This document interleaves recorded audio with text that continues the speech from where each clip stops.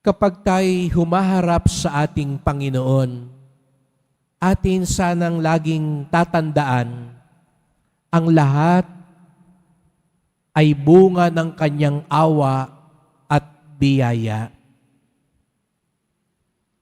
Awa at biyaya. Kapag ito'y ating natatandaan, ating mapagtatanto na ang galaw ng Diyos ay kusa at dahil lamang sa kanyang labis na kabutihan. Hindi obligado ang Diyos sa atin. Sa katunayan, hindi po tayo kailangan ng Diyos. Hindi kailangan ng Diyos ang pasasalamat natin. Kung tayo, tao, nababawasan ang ating kagalakan kapag tayo'y hindi napapasalamatan, hindi kinikilala. Hindi po ganun ang Diyos. Kaya nga sa atin, pag nakagawa tayo ng isang bagay, minsan ang iniisip agad natin, magpasalamat, tumanaw ng utang na loob, at magsukli yung ginawa natin. At kung hindi man nila ito ibigay sa atin, maghahanap tayo ng ibang paraan upang ito'y isukli sa atin. Kaya nga, napapansin natin, kapag may nagbibigay, nakabalandra lahat ang pangalan, ang mukha, para bagang ipinapaalala sa atin ang mabuting ginawa.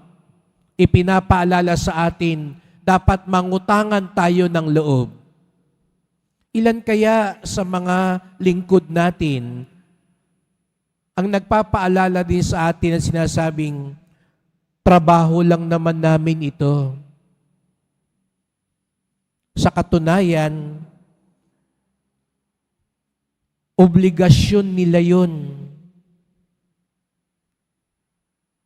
Hindi naman nila pera ang ginagamit doon.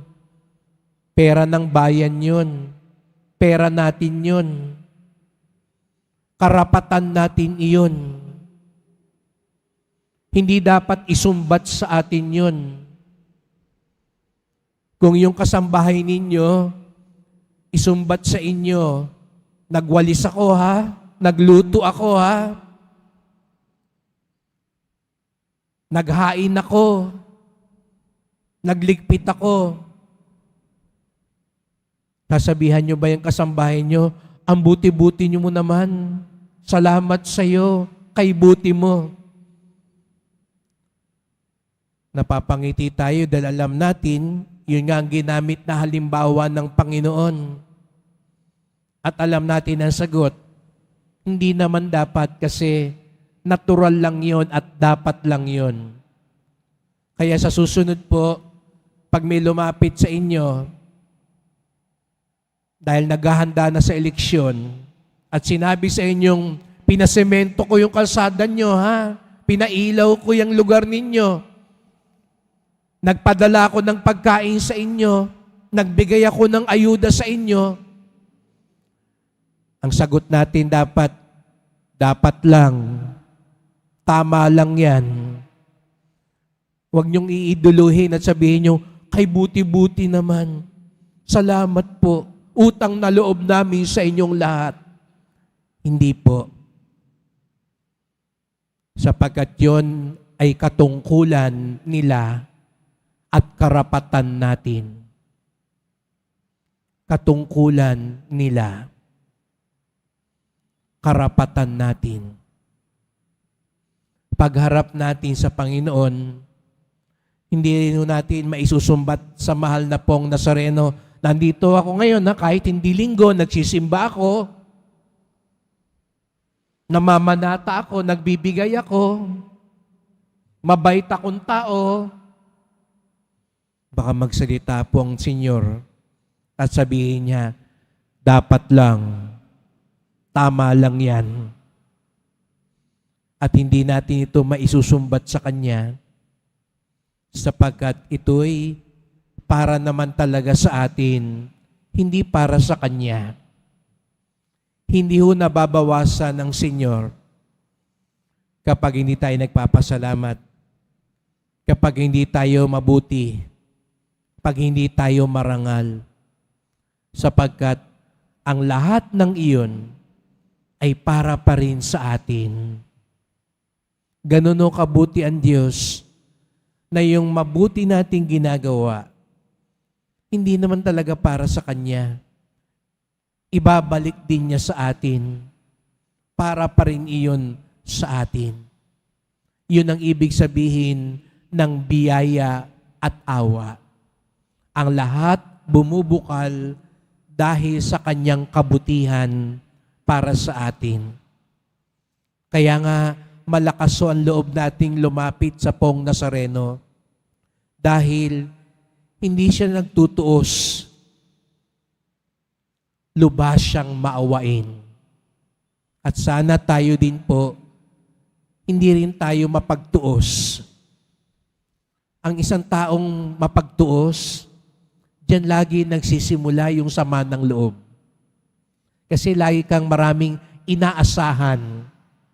Umaasa kang magpapasalamat sa iyo, umaasa kang gagantihan ng kabutihan mo, umaasa kang magiging maayos ang lahat.